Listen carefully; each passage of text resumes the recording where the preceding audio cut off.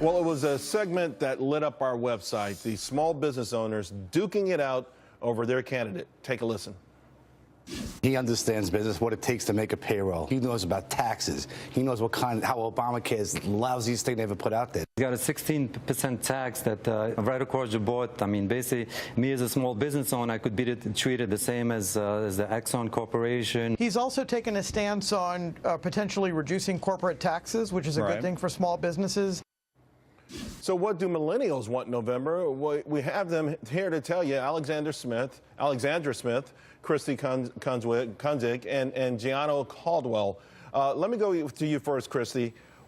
I see the polls, and we know that millennials love Bernie Sanders. Why, I'm not sure, but ultimately in November, who do you think they're going to go with?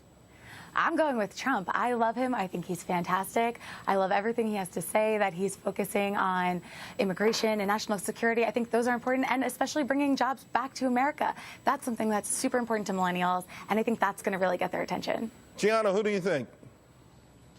Well, I think there's two candidates here which millennials would love, and that's Bernie Sanders and Donald J. Trump, one who has a history of creating jobs, and it's relatively important to go beyond rhetoric and a factual history of doing something. So those who may have experienced the brunt of the economic recession, they may go with a Bernie Sanders, more of a government dependency, help along type situation. But the millennials haven't felt necessarily the brunt of it. Maybe they've seen their parents endure 2 stock market crashes and a housing crash.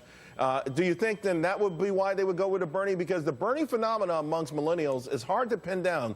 Is that where it goes? Is that where it's coming from, Gianno?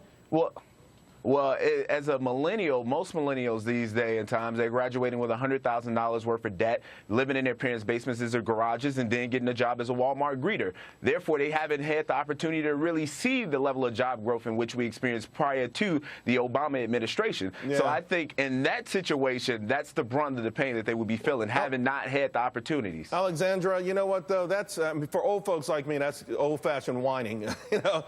you don't start a job and get the gold watch on the first day. But anyway, maybe that's just generational. Who do you think is going to get the millennial vote?